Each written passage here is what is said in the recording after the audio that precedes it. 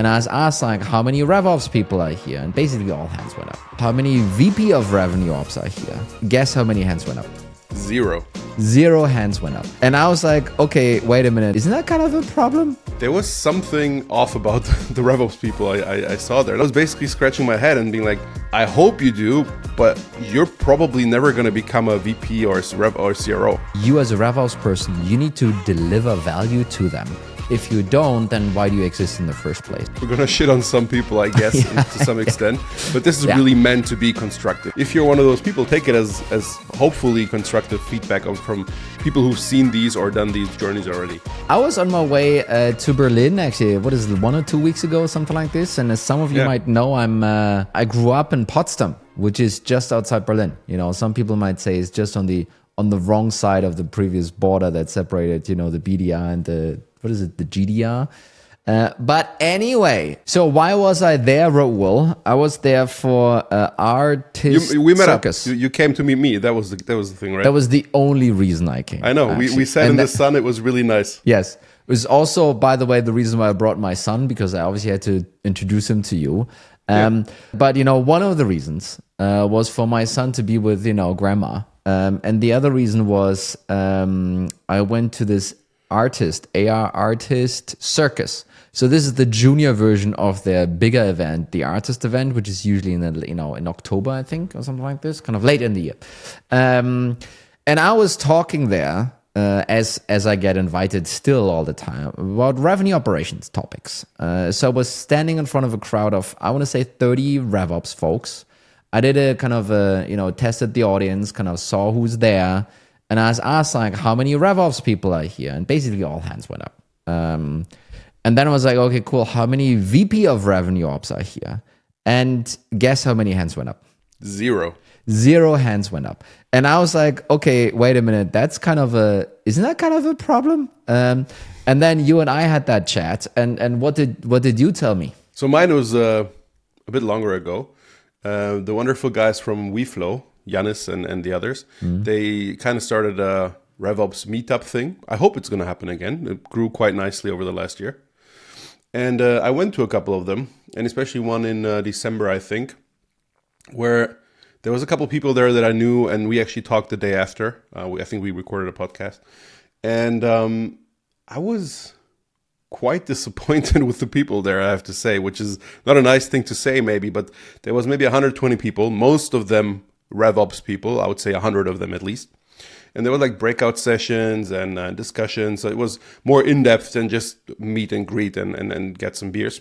It became very evident very, very quickly that there was something off about the RevOps people I saw there. Not as a people, but in general, kind of to their approach to furthering their career, I would say, or being effective. And maybe we can get into a bit more why that was. But I was basically scratching my head and being like, I hope you do, but you're probably never going to become a VP or Rev or CRO, kind of with that thinking and with that approach. Yeah. And we talked about that for a while. I kept thinking about that. I think that's actually a problem because I do think RevOps should become eventually a VP or a CRO if you play your cards right. And it's not even that difficult. But yeah, that's kind of the problem we're going to talk about. Yeah. So, and the thing is, right, and it's kind of an age-old thing. It's like on the one hand side, you can say like, ooh, it's the companies and the CROs and the CEOs' fault of not elevating this position to where it, belongs in the VP level and, have a seat at the table and yada, yada, versus, yeah, kind of true, but also, are these people actually VP material to begin with, right? And let's kind of go through this today. So I think kind of to help some folks out there listening, first step, we're going to go through, if you are, manager, director, something like this of revenue operations, here are the things you should be stopped doing and starting to do in order to maybe get the step up.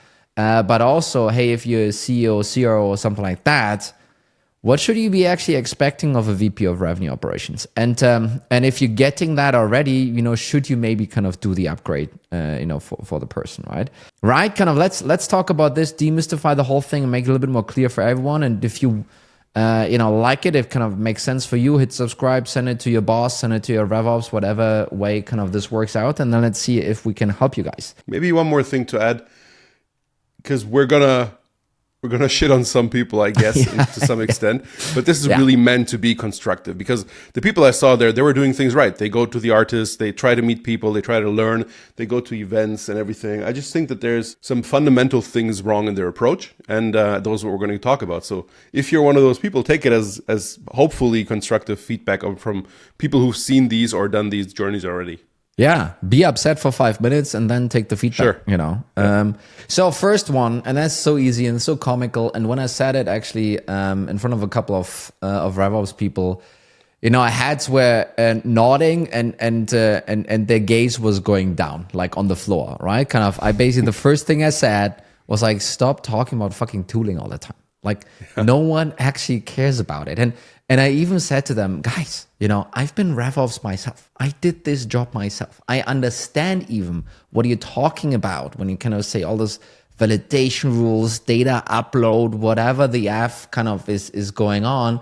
But even I as a CRO tuned out because I simply didn't want to hear it. I just like, this is just noise that, is cluttering my brain.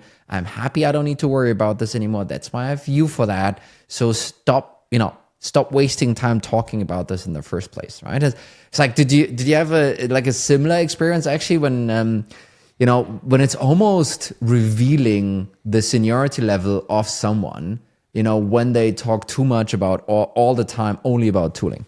Yeah, you hit it right on the head, because revealing seniority level is really what I also felt when I still meet these people, by kind of the level of view that you take.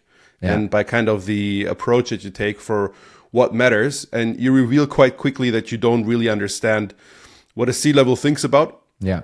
Which is weird, because you should be very close to the CRO. Like if you're not, maybe the CRO is fucking up too, but whatever. You have to know what they think about and what matters to them. And it typically is not whether we use Clay or something else. Maybe you need to get approval for the budget and all that. So that's why that's important. But that's your job. So they care about other things. And your job is to kind of communicate in that kind of way. But the question here is, you told us what not to talk about. What should we talk about instead? So side note, before I go into this, so I talked to a couple of CEOs recently. And, sometimes the topic of Clay came up. And it was like really funny. It's like everyone knew Clay and everyone was like, oh yeah, no, we totally, we have that and it's really important and we're thinking about getting it. And then I asked them, what is it for? And no one could answer. So anyway, we're not going to reveal what Clay is for the CROs listening. But anyway, well, what you should be talking about to kind of get back to that point is really, you should be talking about how to increase revenues, how to decrease costs, or how to do both. I said this many times on this show, but at the end of the day, when I was CRO and, I was talking with my VP of revenue operations, those were the things we were actually discussing. And I still remember a time where we had to roll out CPQ, which was terrible. And I asked her, so how is that helping me make more money? I don't understand this. And the answer was, sadly, for like 6 months, because that's how long it took, like you won't make more money with this thing at all. Kind of, it's kind of an infrastructure thing we have to do, yada, yada, yada. I still remember, being really upset about like, hey, this is not what you guys should be doing at all, right? And if you don't kind of internalize this, sure, you can have some, projects that are not linked to revenue. But if you aren't internalizing, that this is actually what, all the people around you are about, like making more money or kind of reducing the cost, and then that money you can, invest in, generating more revenues, by the way, then you kind of hit, you're kind of missing the mark, right? Kind of that's I think, one of the biggest problems. And I think to your point, if you are working closely with your CRO, if you know what she or he is kind of up to, it's probably something like that. So the question is, I think it becomes a little bit of a segue here is, can you get to a point where the CRO just trusts you mostly blindly? And that's a great situation to be in if you know what you're doing, which kind of both interact with each other. If they have a feeling you know what you're doing, trust is going to rise. When you get to that point and you really know that you need CPQ, for example, which, by the way, is configure, price, quote. There's different tools for that. And maybe you're probably not going to need that for a lot of people, but some do. But anyway, if you get to that level, you might get to the point where you don't even need to have that discussion with them necessarily. Like, you can hold it on a more surface level. I've had the situation when I was RevOps myself. I know the CRO trusted me very much, and he was basically just as a sounding board, just like, does this really make sense? Okay, I get it on a high level. That's all I need to understand. Let's have that discussion. And then the other path would be, well, maybe you have a CRO who does not trust you yet well enough, and they really need to understand the details then. And this is where that really comes in. Like in both situations, you kind of need to know what kind of level to talk about with them. Mm-hmm. And I think this is where the messaging is done wrong a lot of times. So do you really need to go into the detail here?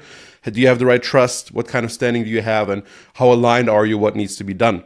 And this is work that has to be done before you go into discussion of, hey, I need 50K for this CPQ right now.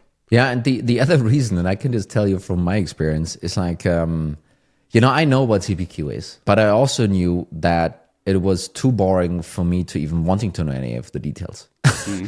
I was like, oh shit, have we reached the mark now that we need to kind of get CPQ? I really don't want to know anything about it. Just tell me how much I need to pay. That was a conversation we basically had. But that's the level that you want to have, right? Kind of, if you as a CEO need to kind of dive into the details of that, terrible. Then you really don't have a VP, by the way. Kind of, if some topic like this cannot be completely shielded away from you, then you don't have a VP level person working for you, I would say. So another thing that I can just, advise everyone out there in the RevOps world to think about is, what is the value you can bring to the table, especially if I take this precious tooling thing away from you, right? Kind of, what's the value you can bring to the table? That's basically the requirement to sit at the table, by the way. Kind of, what's the value you bring to this conversation? Otherwise, you don't get a seat here, right? And my way of phrasing this and thinking about this is, what I've seen many RevOps people, do wrong over the years is that they want to help kind of the VP sales get better at what the VP sales does, right? And you sometimes have like a VP sales that's, I don't know, mid-30s or 40s, and then you have a RevOps, sales ops person, just finished university, read a couple of articles, and then it's like trying to tell the VP which person you should fire, right? Or whom to put on a PIP or something like this. Whenever I kind of hear this, and by the way, I made this mistake myself, so that's why I know that it's terrible. Whenever I kind of hear this, it's like, shut up. There's no quicker way to get fired or to fall out of fortune with that person by you kind of trying to think that you have a better solution to a problem that they might be facing. So stay away from that. And that doesn't only go for the VP of sales, goes also VP marketing, VP CS, what have you.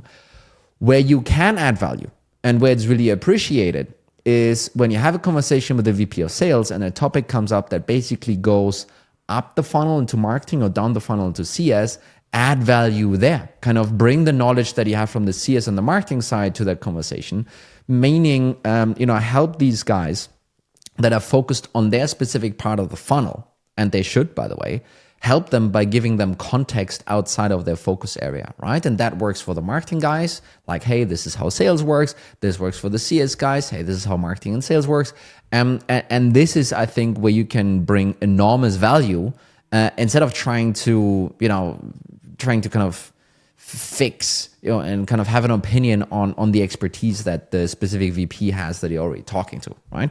So that's a big one for me. And I think RevOps folks are underestimating the power of that. I like that connecting to other, parts of the funnel, but also areas such as tools, for example, is just an area. If you see it that way, it's a correct way to look at it. Yeah. Going back to the event that I did, that I attended, the thing that was really striking to me, and I will stand by this probably for as long as I live, as long if RevOps still exists. If you want to do a RevOps job well, you have to have done sales at some point in your life. And I don't mean just one call, but like some kind of sales, maybe a couple months or just periodically, because that's how I did it. I didn't do full-on sales for a year or anything early in my career, but throughout the first 3-4 years, I probably accumulated about a year of sales by just tagging along, taking accounts on my own, just 5 accounts or so, and seeing how things really worked. And I see very few things that really advance my game more than understanding really what's going on. Because some things, as I said, are really just hard to understand just from a rational or analytical perspective. But if you combine that with an analytical perspective, all of a sudden, 1 + 1 = 3, actually. And I seen this really in action at that event where I asked into the room, actually, there was maybe 30 people in that breakout session. I asked, hey, by the way, who here has actually done sales themselves? And just a couple hands went up. Like it was maybe 3-4 hands or something. And I did that after one person in the room basically came with that problem. It was like, hey, nobody listens to me, and the salespeople don't like me, and they don't do what they're supposed to do. How do I finally get those salespeople to do what they're supposed to do, and the VP sales to listen to me? And they framed it as it's their problem. So those bad salespeople, they don't like to listen. They're just dumb. They don't like to deal with analytical stuff and all that. And I think she had it completely backwards. So first of all, she had it completely backwards in seeing the salespeople as kind of a different entity rather than understanding herself as part of that team as well. And then she had it completely backwards by trying to instill into their mind something that was not relevant to them. And again, not coming from the perspective of how do I make you as a salesperson more money, which is mostly what a salesperson cares about. Yes. And that's a good thing. So that in that way, if you manage as a RevOps person to make salespeople more money, if you manage to get the VP sales to get to quota or above that, whatever that means, you have a very good cards. And if you do that by not alienating them or not by even in your mind, because a lot of them, they're maybe nice in the daily talking to them, but their mindset is still that, those fucking salespeople, I don't want to deal with them. No, you this is your team. This is your team. You need to know exactly what they do and what they ate for breakfast and what their problems are and all that stuff. And then you can solve their problems. So I was actually having a conversation with Nathan Pollack recently. He's been now VP RevOps twice and is kind of about to start a new journey as same title actually. And we were kind of doing a piece on our Substack. Check it out, Revenue Formula on Substack. On that actually, and he was talking very much into this point. He called it recurring relationships, whatever. But the main idea is basically you need to have a very strong trust-based relationship with the teams that you're serving. He was specifically talking about sales, and he was specifically bringing up that him having been a sales rep previously gave him a lot of like plus ones, like thumbs up on the team. He understood their struggles. He also was, from a RevOps perspective, also able to see the other stuff, but marry those two things together, right? And once you get into a place where it's not, each side despises each other, which is kind of the situation that you're describing, but both sides trust each other and work together, then he was kind of almost seeing this as a flywheel, right? Because you can get change through much faster without, all the convincing and, hey, that's why it's good. You can get it done because people trust each other, right? And it works both ways. But also, you as a RevOps person, you need to deliver value to them. If you don't, then why do you exist in the first place, right? So I think kind of that approach was actually pretty good. Here's a story to that, a quick one. So I was fired once in my life, very early in my career. Actually, no, twice, because one company went bankrupt, but everyone was fired there. So I was fired once in my life, and that happened mostly quite scummy from the CEO, mostly to kind of take my equity away, if you so want. That was kind of the Wild West early days, and it was a very weird thing. Early stage startup, but doing really well. But what happened there was that I was fired one day before the end of my probation period, where they could still do that. And I was done. They did that with a lot of people just so people don't get to the cliff, which basically means that you vest some of your equity in the beginning, right? And what happened there was that we were so tight within the team there was 3 directors. I was director of RevOps, and then there was 2 other directors, basically inside sales and outside sales. What happened was that they fired me, and we were so tight that the 2 other directors went to the CEO and says, like, what the fuck are you doing? Like, things are going great. This guy, and I had 2-3 people in my team, those people need him. Like, they're doing really well. Like, why are you firing him? And the CEO had a really hard time explaining it because he couldn't say to them, well, I'm letting him go because I want his equity back. Yeah. So what happened there, which was scummy move number 2, that they fired me, and a week later, they wanted to hire me back for a different subsidiary, by the way, with less equity and basically starting a cliff again, which I then declined. But the thing here is that was really a team. So there was 40 salespeople, 3 directors, and we were so well played. We were playing so well together that they actually fought for me to get my job back, which I then eventually ended up declining. So pat on my own shoulder, good job. But this is just to illustrate, like, it doesn't have to be the way that the VP sales is just not happy to meet you once a week. No, absolutely. I mean, my VP of sales, when I became CRO, kind of, we were on the same level, right? Each of us was a VP. And he was actually supporting my elevation to CRO. He was like, Tony, I would love to kind of report to you and kind of do this whole thing and kind of let's get this done. And he was actually helping my case with the CEO. Not that, you know, it's a different story altogether, but again, right, kind of that kind of relationship, that kind of really drives it forward. The last thing I want to say about, you know, tips for RevOps to kind of take the step up is really around, you know, RevOps sometimes, you know, connected to a VP title, there's sometimes like, oh, you need to have a certain size of team, right? And it's kind of silly. I think it's silly. You know, it's a concept that, especially in engineering, right, you can be a principal engineer, earn more than the VP, but just be by yourself, by the way. They're kind of these kinds of, you know, models. But usually it's like, if you want to have a VP, you need to have a bigger team, right? Kind of, it's kind of a thing.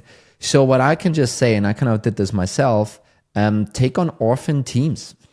Like I had the revenue ops team, sure, cool, all good. But then there was a conversation about the outbound team. Outbound team didn't have a home. The sales guy didn't want to have it. The sales guy actually wanted to fire, you know, that team, different VP than I was talking about previously. I was like looking at the team, I was like, you know what, actually, I think running the numbers, I think they're actually doing pretty good work. They're kind of a high school team. I was high school, you know, basically myself back then. But actually what they're generating here in terms of revenue is probably the cheapest revenue you can get. So, you know what, let me take on this team and kind of build this out. And that's what I did, you know? And then suddenly I had a team of 20, 30 people below me. And suddenly I was like so much clearer that obviously Tony needs to have an upgraded title, right? And that, by the way, continued. I took the growth marketing team on, et cetera, et cetera. And those are just, let's just say, non-linear ways to get from, you know, director of RevOps to VP of RevOps, kind of by adding some other things, you know, under your wings, right? So in that story that I just told, the title that I had was Director of Revenue Operations. Actually, it was Sales Operations back then, and Business Development. And I think this and business development was what was crucial to what I did as well, which goes very much into what you're saying, is the thinking that in that case, concretely, I had under me for a little time customer success. We built that out. It made sense. We passed it along. And that was kind of a vehicle also for bringing in new things, structuring them, testing them out for a while, and then rolling them out. And that goes exactly into what you're saying. So it's nice that our ways are kind of similar to how we went there. It seems to me that kind of can be a missing piece for you. No, and I think what you just mentioned there is actually really a good one. Is you know, you can be a transitory leader, right? It could be that either the CS team is being built up right now, or another team is being built up right now. They don't have a leader yet, but who's going to do it? The sales guy doesn't have time. The CEO's busy. Like, who can step in and kind of manage this? Maybe you can. Or it can be that someone is going on maternity, or someone is, you know, leaving the organization and the replacement is being hired only 2-3 months later.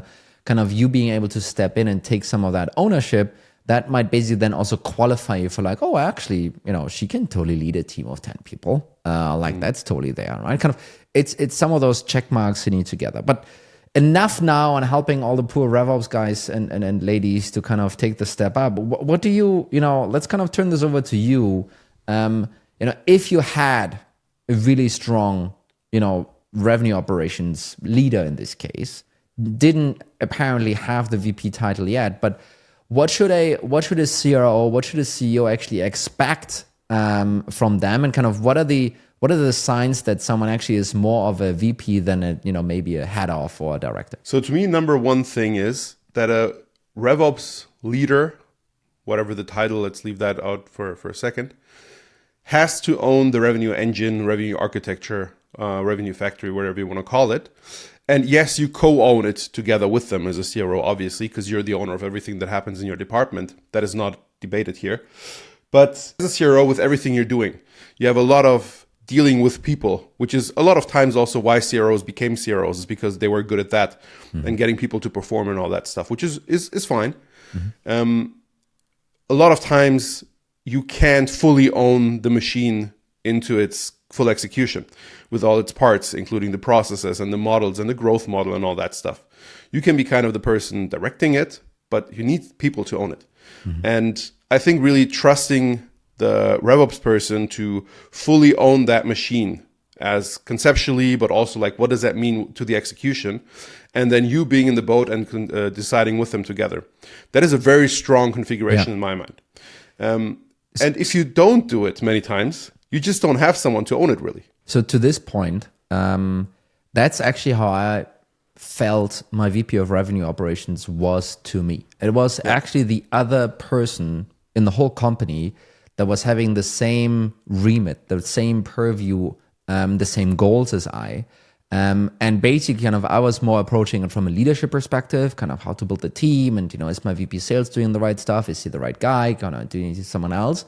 And she was more looking at it from like, hey, how does the process work out? How does, are we hitting our targets across the funnel and so forth? Right. And kind of that basically kind of gave us this, this balanced approach that both is people centric, but also needs to be, data and performance centric. And that actually helped to kind of create I think, a really strong organization around it. Right. And again, as a CRO, keep in mind, the VP of Revenue Operations is probably the only other person that has the same problem set that you have, right? Yeah. And having kind of a companion like this, I want to say, but from a different angle, catching some balls that you might have not seen or dropped, extremely powerful, powerful. And to have that kind of same level with them, maybe they're doing it already. If not, you should strongly encourage them to be as close to the action as possible, really. Mm-hmm. Even on a director, even on a VP level, even on a C level, if you get to that point. If you see that they're slacking there, this is really something where you should push them to be close to the action. Especially now with, we haven't said that word yet, but with everything that's happening with AI and with all the tools that are coming up, you need to make sure that when they come to you with a tool or when they just implement it on their own, it's really... there's a close loop from the action to their decision making for what would be a good tool. Because you as a CRO don't want to be the one to have to analyze if Clay is better or if it's better to build an own AI or if it's better to do Salesforce or HubSpot or whatever. You want to trust that from their mind, the action is very close to what really their decision making is, as I'm repeating myself there. And so kind of your job is really to break down barriers if you see there are any. Sometimes there's barriers from the sales people side, from the VP sales side. So just get people on the same end, get the marketing person and make sure that the VP RevOps is involved. Also kick their butts if they're slacking on that end. So you can sleep and rest well that there's a short connection between these things. And I would also say, so I think kind of you mentioned the AI word there, but so for me, AI actually just means in an organization right now, it just means kind of change and transformation and transition. And one way of, how I actually sold to my CEO why we needed to beef up the revenue operations team was basically kind of to sell it as a, transition team, transformational team in my organization. And I was like, hey, you know what, totally... I can do with just one RevOps person pulling me some, reports, doing some of the things they need to do. But if I had two or one more senior person, I could actually get all of that change that you and I have been talking about. I could get this done in 1 quarter instead of 2 or 3 quarters. Yeah. So now, do you want to have it done now or by the end of the year, right? Completely different conversation. And then there was like, we were kind of a sales-led organization, but we knew with a price point, we had to become product-led, basically PLG, implementing PLG. Super difficult to do this. And at the same time, still fixing the airplane by itself. So I was like, hey, I need a senior leader that, helps me actually achieve that. And I think it would be revenue operations.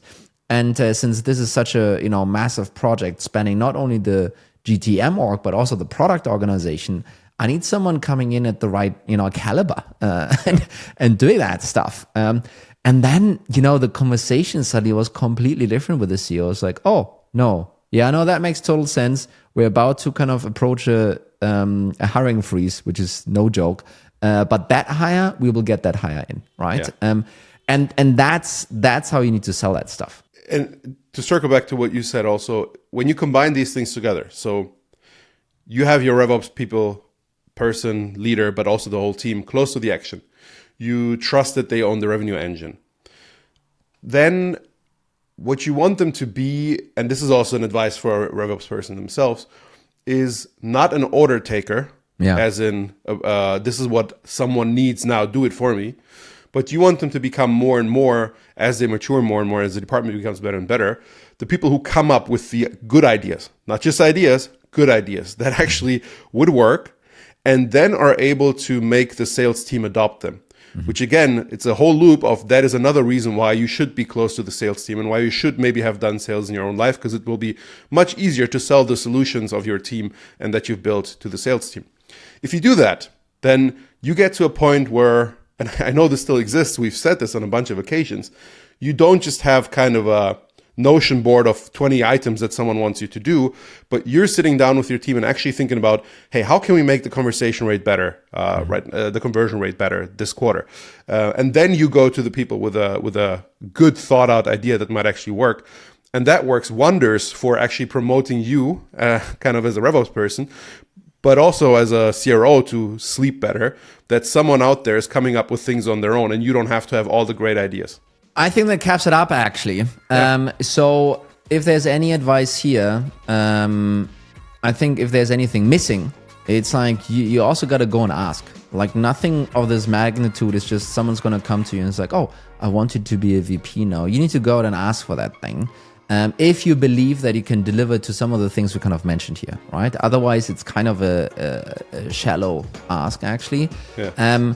And if you're a CRO and someone is approaching you and saying like, hey, I want to have the VP title as revenue operations, and you totally think they're not hitting the mark, consider sending them this episode, and then maybe they'll withdraw that ask and actually kind of fix their things first. But anyway, hey man, I mean, just to add that in, not in fear of like our inbox is being flooded, but if you're a RevOps person, just hit me up, hit Tony up, like. Just like you want some advice, I don't think we'll probably be inundated with messages. So if you're in that pickle, just hit us up. Yeah, absolutely. Where can they find you? They can find you on LinkedIn, Roll Projon, and me obviously also on LinkedIn. But otherwise, Raul, thank you so much for today. Everyone else, if you haven't already, hit the subscribe button. Helps us a lot to kind of grow the show. We like to see that. And then see you next week, everyone. Bye-bye. Bye-bye.